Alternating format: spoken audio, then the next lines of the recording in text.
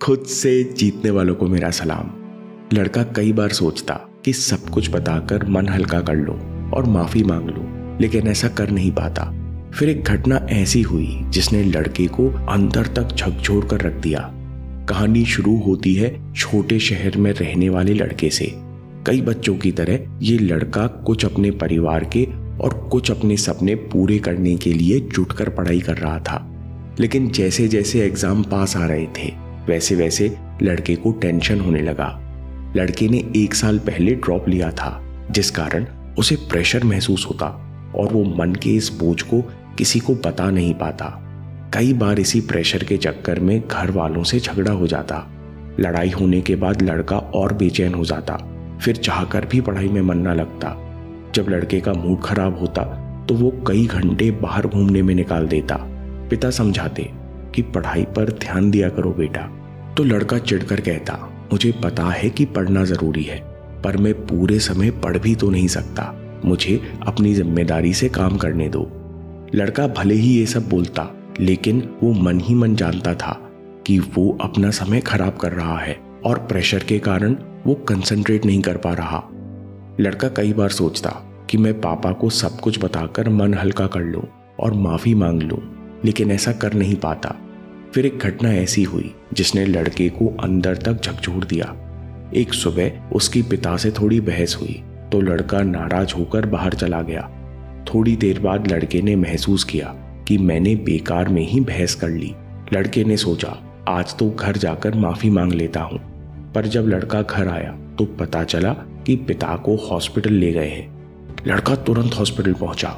Doctor ने बताया आज इन्हें हार्ट अटैक आया है, ये कई दिनों से तनाव में है। ये सुनकर लड़के के हाथ पैर सुन्न पड़ गए। वो सोचने लगा कि ऐसे वक्त में मैं नाराज होकर चला गया, अगर पिताजी को कुछ हो जाता तो मैं क्या करता। इस बात से लड़के का मन भारी रहने लगा और उसे बार बार मन में ये गिल्ट चुभता। पिता के बेड रेस्ट पर होने पर घर की जिम्मेदारी लड़के पर आ गई। लड़के ने हिम्मत की, खुद को संभाला और एक सीए के यहाँ काम करने लगा। लड़का दिन भर ऑफिस में काम करता, फिर शाम को पढ़ाई भी करता, लेकिन दोनों काम एक साथ करने से उसे पढ़ने के लिए ज़्यादा समय नहीं मिलता। उसे हर दिन महसूस होता कि समय रहते पढ़ाई कर लेता तो आज इतना स्ट्रगल न करना पड़ता। लड़के के अंदर ये गिल्ट दिनों दिन बढ़ता जा रहा था। उसका मूड खराब रहने लगा। धीरे धीरे उसे शर्म महसूस होने लगी। उसने लोगों से आंखें मिलाकर बात करना बंद कर दिया। वो अपनी गलतियां छिपाने लगा। उसे संदेह यानी सेल्फ डाउट होने लगा कि मैं कोई काम ठीक से नहीं कर पाता। अगर कोई समझाए तो उसी से नफरत करने लगता। उसे बार बार लगता कि मैं इतना बड़ा हो गया हूं और मैंने अभी तक अपने जीवन में कुछ हासिल नहीं किया। लड़के को खुद पर शर्म महसूस होती तो खुद को नुकसान पहुंचाने के ख्याल आने लगते। वो ठीक से खाना भी नहीं खा पाता। एक दिन लड़का थका हारा भारी मन के साथ घर लौट रहा था। जब लड़का अपनी कॉलोनी में पहुंचा तो देखा कि सामने पुराने टीचर खड़े हैं। ये टीचर उसी कॉलोनी में रहते और बच्चे को बचपन से जानते थे। आज जब लड़के ने नमस्ते किया तो आवाज में एक भारीपन था। टीचर ने उसे तत्काल रोक लिया। वे तुरंत समझ गए कि लड़का परेशान है। वो उसे घर ले आए और लड़के से समस्या पूछी। लड़के ने सारी कहानी सुनाई और कहा, मुझे खुद पर गुस्सा आता है कि मैंने अभी तक अपने जीवन में कुछ किया क्यों नहीं। मुझे बार बार लगता है कि मैंने समय गंवा दिया जब मैं कुछ कर सकता था, और मैं चाहकर भी पिताजी से माफी नहीं मांग पा रहा हूँ। मैं इन सारी बातों का बोझ सीने में लेकर जी रहा हूँ। टीचर ने कहा, सबसे पहले एक कहानी सुनो। एक पिता और छोटा बच्चा पहाड़ पर घूम रहे थे। जब बच्चे ने ऊंचाई से पहाड़ को नीचे देखा तो वो डर गया और चिल्लाने लगा। बच्चा चिल्लाया तो उसकी आवाज गूंजने लगी। आवाज लौटकर बच्चे को ही सुनाई देने लगी। इससे बच्चा और डर गया। पिता समझ गए और जोर से चिल्लाए, मैं तुमसे बहुत प्यार करता हूं। ये आवाज भी वापस गूंजी, जिसे सुनकर बच्चा हंसने लगा तो उसकी हंसी भी गूंजने लगी तो वो और खिलखिलाकर हंसने लगा। टीचर ने कहा, इस कहानी से 3 बात समझो। अंतर्मन को सही विचार भेजो। टीचर ने लड़के से कहा, यह पहाड़ तुम्हारा अंतर्मन है। खुद से तुम जिस बात को पूरे यकीन से दोहराते हो वही बातें तुम्हारे अंदर गूंजती रहती हैं और वैसी ही तुम्हारी मानसिक और शारीरिक ऊर्जा बन जाती है और वैसा ही तुम्हारा जीवन बनता जा रहा है। दूसरी बात है कि उस बच्चे की तरह ही हम सब अपनी आवाज पर सबसे ज्यादा भरोसा करते हैं, इसलिए खुद से प्यार करना, खुद की तारीफ करना भी बहुत जरूरी है। तीसरी बात, टीचर ने कहा, आदमी से एक गलती एक बार होती है, लेकिन वो खुद को बार बार सजा देता है क्योंकि वो उस गलती से आगे नहीं बढ़ पाता। अटका हुआ मन बीमार हो जाता है। जैसे तुम अपने मन में कई बार दोहरा रहे हो, मैं कर नहीं पाया, मैं कर नहीं पाया। अनजाने में तुम इस बात पर यकीन कर रहे हो और ना चाहते हुए भी तुम कमजोर और शक्तिहीन महसूस कर रहे हो।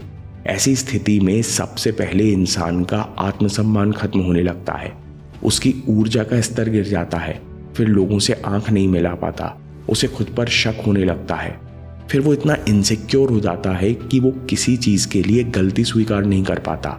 अगर कोई समझाए तो भी अपने परिवार और दोस्तों पर क्रोधित होने लगता है। फिर यही क्रोध शर्म में बदल जाता है और शर्म वो स्थिति है जहां इंसान खुद और अपने आसपास लोगों को नुकसान पहुंचाने लगता है। ये गिल्ट कैसे मिटेगा? लड़के ने कहा, ये तो बिल्कुल मेरी मनोदशा है, ये सब मैं समझ गया, लेकिन मैं इस बोझ को कैसे उतारूं? टीचर ने कहा, हम 3 काम करेंगे।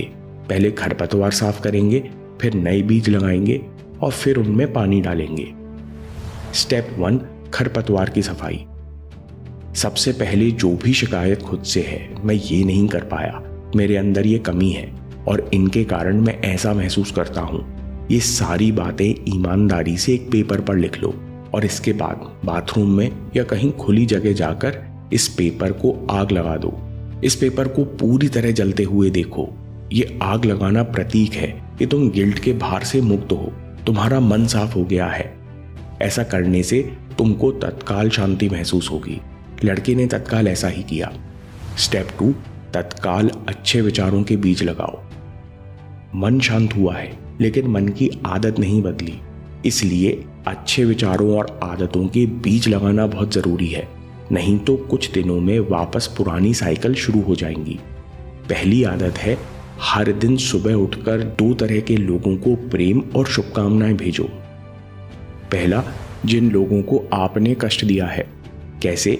एक दोस्त है जिससे पिछले हफ्ते लड़ाई हुई थी। अपनी डायरी में लिखो, प्रिय नीलेश, मैं अपने मन में ये देखकर बहुत आनंदित हूं कि हर प्रकार से तुम्हारे जीवन में बहुत तरक्की हो रही है, तुम अंदर से बहुत खुशी महसूस कर रहे हो। फिर इसी प्रकार प्रेम और शुभकामनाएं उन लोगों को भेजो जिन्होंने तुम्हें कष्ट दिया है। हर दूसरे दिन ऐसा करो, खासकर उस दिन जिस दिन तुम्हारा मन नेगेटिव बातें बोलना शुरू कर रहा हो, क्योंकि ऐसा करने से सबकॉन्शियस में बैठी शिकायतें कम होती हैं और शिकायतें ही नेगेटिव रिएक्शन पैदा करती हैं। इसके बाद एक ऐसी आदत डालो जिससे हर बार मन के वाइब्रेशन ऊपर उठते हैं। Gratitude practice. हर दिन लिखो कि मैं कल किस चीज के लिए धन्यवाद कर सकता हूं, कल मेरे साथ एक चमत्कार क्या हुआ जिसके लिए मैं धन्यवाद कर सकता हूं। और आखिर में सेल्फ लव, खुद से प्यार करना सीखो। अब तुम्हारा मन हाई फ्रीक्वेंसी पर है, इस समय ये अफर्मेशन दोहराओ, मैं आनंदित और आभारी हूं कि मेरा मन प्रेम और रोशनी से भरा हुआ है। मेरे शरीर का हर सेल शांत ऊर्जा से भरा हुआ है। जीवन की हर घटना मुझे समझदार बनाती जा रही है। मैं हर पल स्थिर महसूस करता हूं। मैं बड़ी आसानी से सही समय पर सही काम कर रहा हूं, जिससे सारे लक्ष्य आसानी से पूरे होते जा रहे हैं। ऐसे अभ्यास करोगे तो मन सैनिटाइजर जैसा हो जाएगा, जिसमें कोई नेगेटिव वायरस पनप नहीं पाएगा। इसके बाद किसी न किसी रूप में, किसी न किसी माध्यम से इन 4 स्टेप्स का अभ्यास करते रहो। इसके बाद गिल्ट का भार तुम्हें कभी परेशान नहीं कर पाएगा। यमराज ने देवदूत से कहा, तुम्हारी गलती है कि तुम्हें लगता है कि तुम्हें सब कुछ पता है और सब कुछ तुम्हारी सोच के हिसाब से होना चाहिए।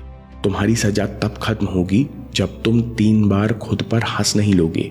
इस देवदूत की अनोखी कहानी से आपको ओवर थिंकिंग और चिंता शांत करने में मदद मिलेगी। अभी देखिए या बात के लिए सेव कर लीजिए, क्योंकि आपके समय से कोई वीडियो, कोई ऐप, कोई न्यूज़ कीमती नहीं है।